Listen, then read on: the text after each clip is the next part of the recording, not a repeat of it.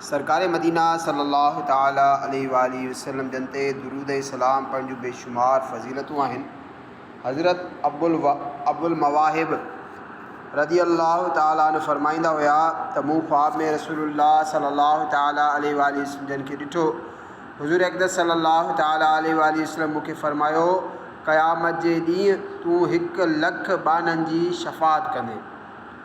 मूं अर्ज़ु कयो, या रसूलुल्लाह सल्लल्लाहु ताला अलैहि वालैहि वसल्लम, मां इन क़ाबिल कीअं थियुसि?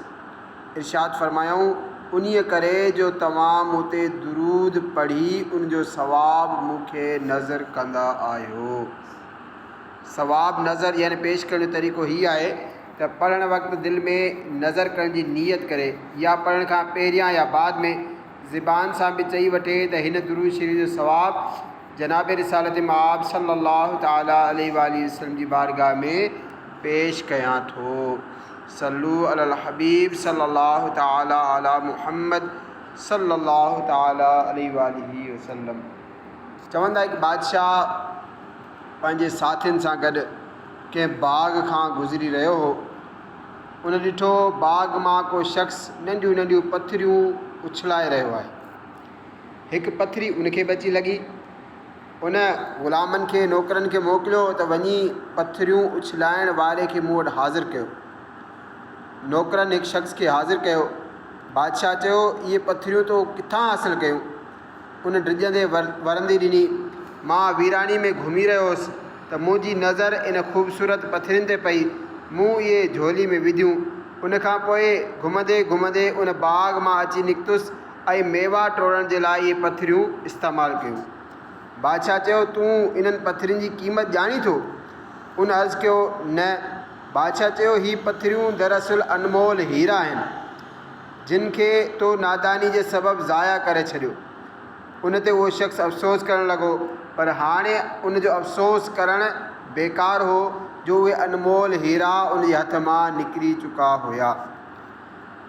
मोहतरम प्यारा इस्लाम भाइरो, अहिड़ी तरह असांजी ज़िंदगी जा लम्हा इहे बि अनमोल हीरा आहिनि। जेकॾहिं असां इन्हनि खे बेकार ज़ाया कयो त हसरत ऐं नदामत खां सवाइ ॿियो कुझु हथु न ईंदो।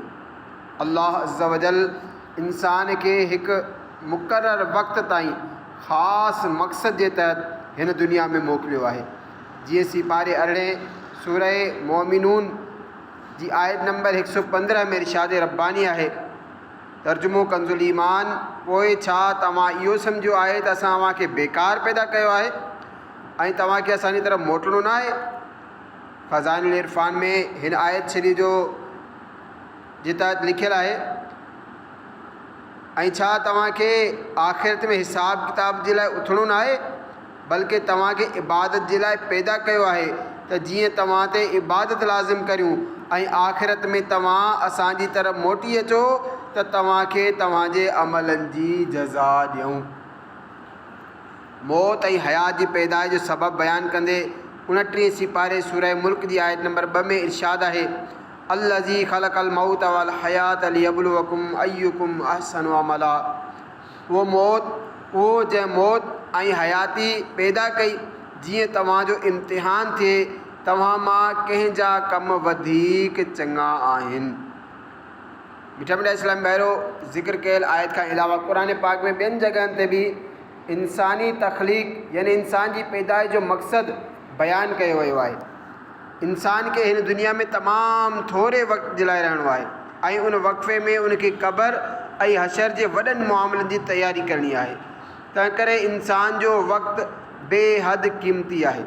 वक़्तु हिकु तेज़ रफ़्तार गाॾी वांगुरु गुज़रंदो पियो वञे, न रोकण सां रुकिजे थो, न झलण सां हथ में अचे थो। जेको साह हिकु भेरे खयों सो ॿीहर मोटी न ईंदो। हज़रत सीना हसन बसरी रहमतुल्लाह ताला अलैह फरमाइनि था, जल्दी कयो, जल्दी कयो, तव्हांजी ज़िंदगी छा आहे? इहे साह ई त आहिनि जेकॾहिं इहे रुकिजी विया त तव्हांजे उन्हनि अमलनि जो सिलसिलो बि कटिजी वेंदो जंहिंजे ज़रिए तव्हां अल्लाह जो क़ुर्ब हासिलु करियो था। अल्लाह अज़्ज़ वजल उन शख़्स ते रहम फरमाए जंहिं पंहिंजो जाइज़ो वरितो ऐं पंहिंजे गुनाहनि ते कुझु लुड़क वहाया। उहो चवण खां पोइ पाण रहमतुल्लाह ताला अलैह सिपारे 16 सूरह मरियम जी आयत नंबर 84 तिलावत फरमाई।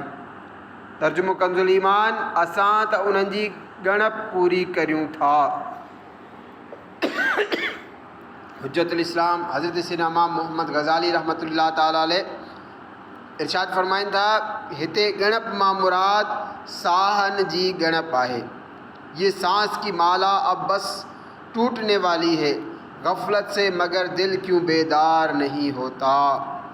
हज़रत सैयदना इमाम बैहक़ी रहमतुल्लाह ताला अलैह शोबुल ईमान में नक़ल कनि था त ताजदार मदीना सल्लल्लाहु ताला अलैहि वसल्लम जन जो फ़रमान इबरत निशान आहे, रोज़ानो सुबुह जो जॾहिं सिजु उभरंदो आहे त उन वक़्तु ॾींहुं ही ऐलान कंदो आहे, जेकॾहिं अॼु को सुठो कमु करिणो आहे त करे वठो, जो अॼु खां पोइ मां कॾहिं बि मोटी न ईंदुसि। ठमड़ा इस्लाम भाइरो, ज़िंदगी जो जेको ॾींहुं नसीब थी वियो उनखे गनीमत सम्झी जेतिरो थी सघे उन में सुठा सुठा कम कया वञनि त ई बहितर आहे। जो सुभाणे ख़बर न आहे माण्हू असांखे जनाब चई करे सॾींदा या मरहूम चई, असांखे उन ॻाल्हि जो अहसासु थिए या न थिए, पर इहा हक़ीक़त आहे त असां पंहिंजे मौत जी मंज़िल ॾांहुं तमामु तेज़ीअ सां वञी रहिया आहियूं।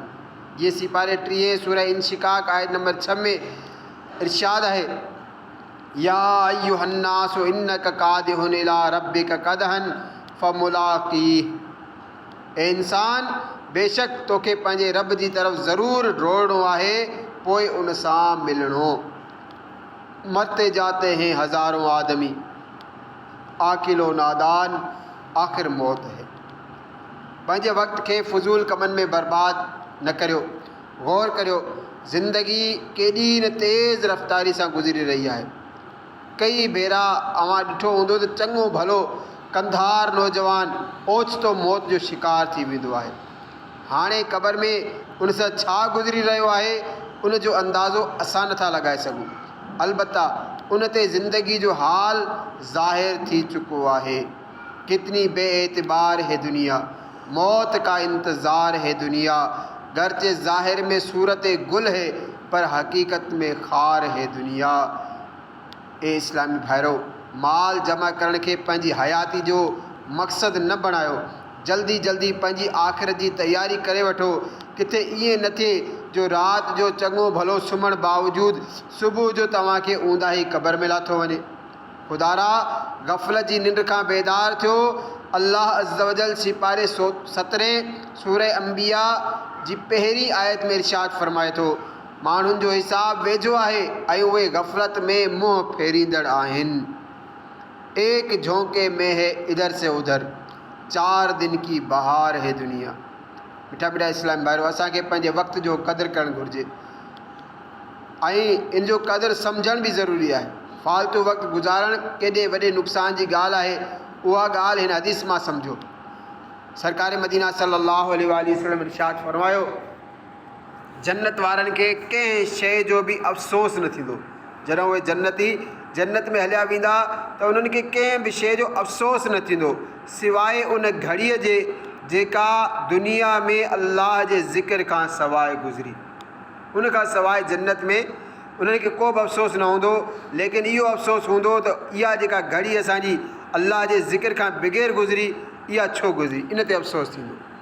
हाफ़िज़ इब्न असाकिर फरमाइनि था, 5वीं सदी जे मशहूर बुज़ुर्ग हज़रत सैयदना सलीम राज़ी रहमतुल्लाह ताला अलैह जो कलम लिखंदे लिखंदे जॾहिं घसी वेंदो हो त उन जी चोंब नोक ठाहींदे, जेतोणीकि दीनी तहरीर जे लाइ ही बि सवाब जो कमु आहे नोक ठाहिणु, कुंड ठाहिणु, पर ज़िक्रुल्लाह शुरू करे छॾींदा हुया त जीअं हीअ वक़्तु सिर्फ़ु इन कलम जी चोंब ठाहींदे न गुज़रे, बल्कि इहो वक़्तु ज़िक्र कंदे बि गुज़रे। वक़्त जी अहमियत जो अंदाज़ो हिन ॻाल्हि मां लॻायो, जेकॾहिं अवां चाहियो त हिन दुनिया में रहंदे सिर्फ़ु 1 सेकंड में जन्नत में हिकु वणु लॻाराए सघो था। ऐं जन्नत में वणु लॻाइण जो तरीक़ो बि निहायत इंतिहाई आसान आहे। इब्न माजा जी हिकु हदीस पाक जे मुताबिक़ हिननि चइनि लफ़्ज़नि मां जेको बि हिकु लफ़्ज़ चवंदो जन्नत में हिकु वणु लॻायो वेंदो।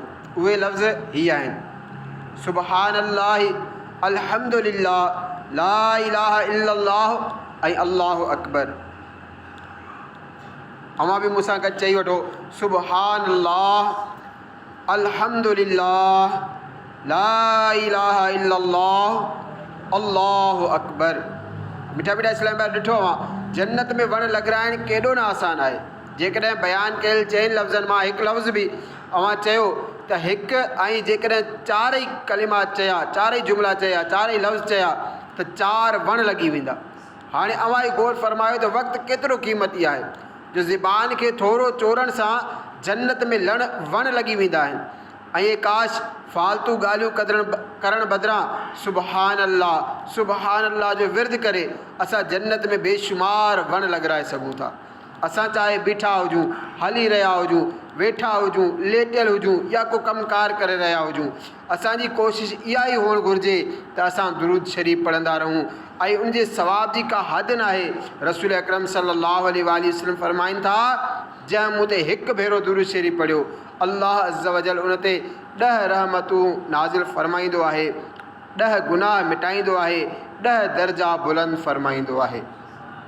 यादि रहे जॾहिं बि लेटी करे दुरूद या विर्द को करियो त पेर फैलाइण न घुरिजनि, यानी टंगूं सिधियूं न हुजनि, टंगुनि खे समेटे वठणु घुरिजे। मिठा मिठा इस्लाम भाइरो काश ॻाल्हाइण खां पहिरीं ही सोचण जी आदत बणिजी वञे त ही जेका ॻाल्हि मां करणु चाहियां थो हिन में का दीनी या दुनियावी हिन में को फ़ाइदो आहे या न।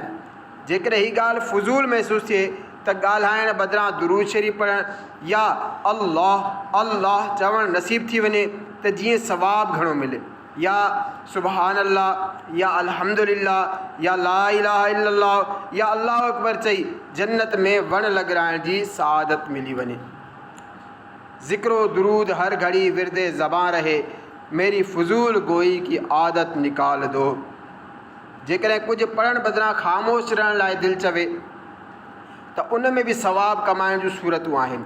ऐं ईअं जो उबतन सुबतन ख़्यालनि में पवण बदिरां माण्हू यादे ख़ुदाबंदी में या यादे मदीना या यादे शाह मदीना सल्लल्लाहु अलैहि वसल्लम में गुम थी वञे, या इल्म दीन में गौर फ़िक्र करणु शुरू करे छॾे, या मौत जे झटकनि, क़बर जी अकेलाई ऐं उन जी वहशतुनि ऐं महशर जी होलाकिन जे सोच में मशगूल थी वञे त अहिड़ीअ तरह बि वक़्तु ज़ाया न थींदो, बल्कि हिकु हिकु साह इंशा अल्लाह अज़्ज़ वजल इबादत में शुमार थींदो। जीअं जामे सगीर में आहे सरकार मदीना सल्लल्लाहु अलैहि वसल्लम जंहिंजो फरमान आलिशान आहे आख़िरत जे मामले जे बारे में, आख़िरत जे मामलनि जे बारे में घड़ी खन गौर ऐं फ़िक्र करणु 60 साल जी इबादत खां बहितर आहे। सुभान अल्लाह। उनकी यादों में खो जाइए, मुस्तफ़ा कीजिए।